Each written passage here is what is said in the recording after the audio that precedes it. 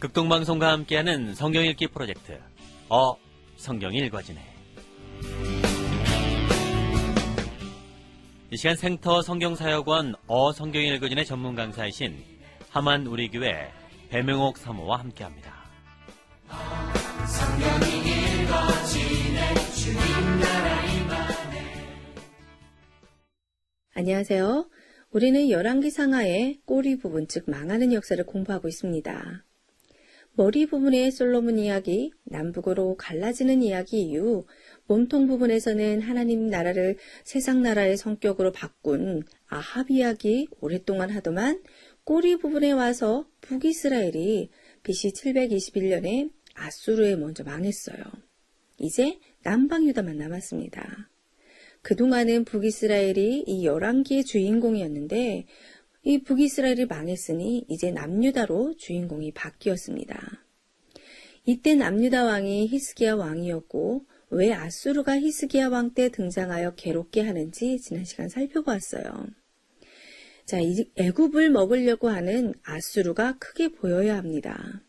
그런데 므낫세, 아몬, 요시야 왕쯤 갔을 때 600년간이나 메소포타미아 일대를 장악하고 있던 이 거대한 아수르가 갑자기 등장하는 바벨론에 의해 망하게 됩니다. 아수르가 북이스라엘을 점령했고 히스기야, 므낫세 때까지는 영향력이 있었는데 요시야 왕쯤에는 아수르가 망하기 직전이라는 겁니다.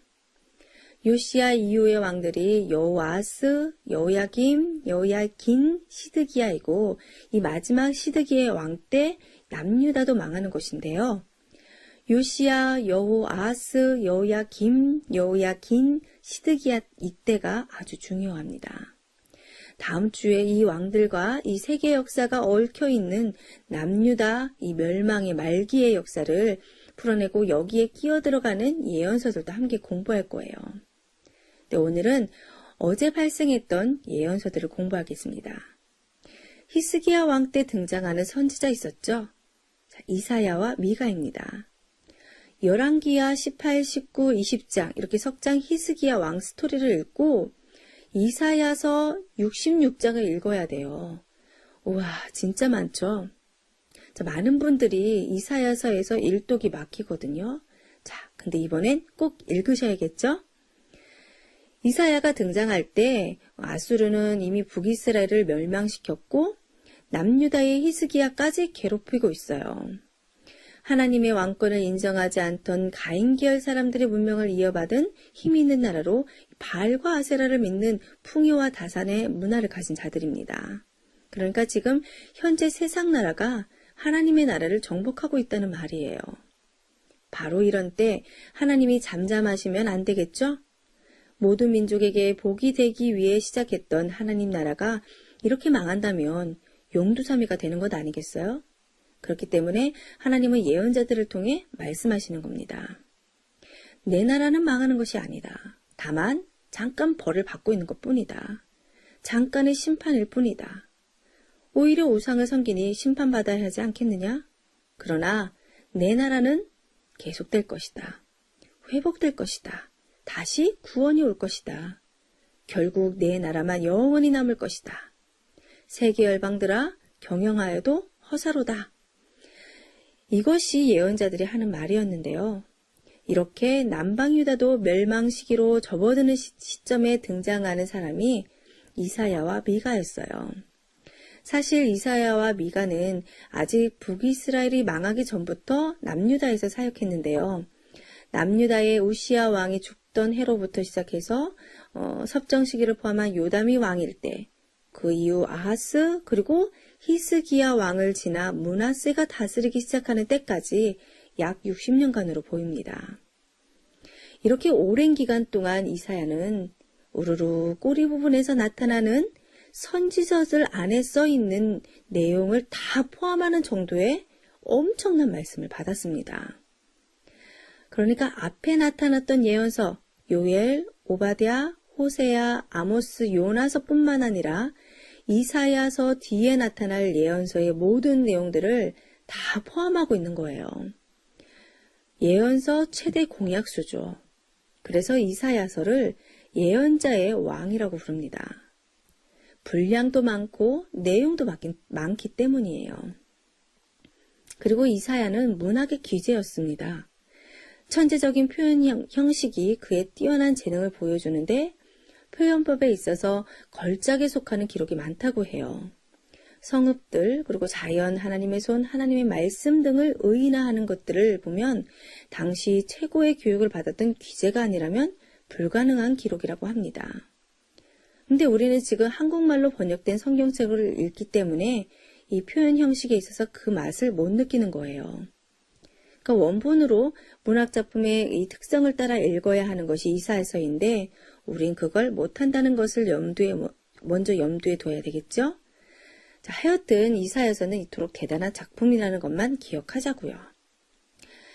이사야서는 유다 말기 예언부터 시작해서 예수님에 대한 예언, 그리고 요한계시록 예언까지를 담고 있는데요.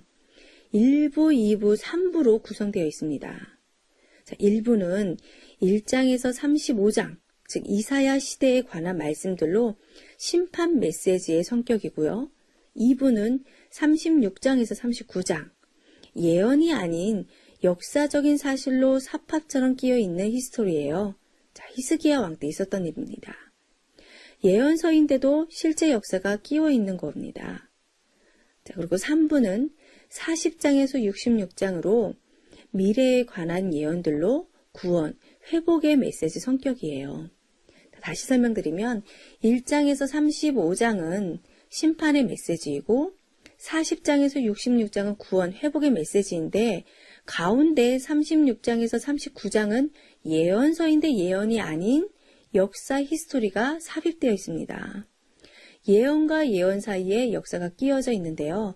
이 패턴이 나중에 등장하는 예레미야서에도 있고 다니엘서에도 에스겔서에도 이 패턴이 있답니다. 그러니까 이사야의 이 구조 정도는 꼭 기억하셨으면 좋겠어요. 이사야서의 내용은 한마디로 심판하시나 구원하신다입니다. 예언자들은 나라가 망하기 직전에 일어나 하나님을 대변한다고 했어요. 그러니까 이사야도 유다의 멸망을 바라보며 다른 나라 신보다 힘이 없어 망하는 거 아니다. 다른 나라들도 다 하나님 손안에 있다. 왜? 왕 중에 왕이시기 때문이니까. 그런데 왜 망하나? 사명을 감당하지 못해서이다. 라고 말씀하게 하세요. 망한다는 것은 심판인데 그럼 망해서 끝이면 뭐 어쩌라는 건가? 자, 그게 끝이면 안 되잖아요. 그럼 어떻게 돼야 되나? 다시 회복돼야 하는 겁니다. 망했지만 다시 회복이 되어야 하는 거예요. 구원하신다. 여기까지 와야 진짜 예언이라는 겁니다. 그래서 예언서의 가장 중요한 두 기둥 핵심이 심판하시나 구원하신다예요.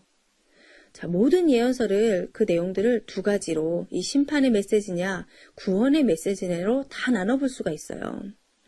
이사야서를 봤을 때 1장에서 35장은 심판과 구원의 메시지가 있어요. 하지만 심판의 메시지가 강하고요. 40장에서 66장도 심판과 구원의 메시지가 있지만 회복, 구원의 메시지가 강한 것입니다.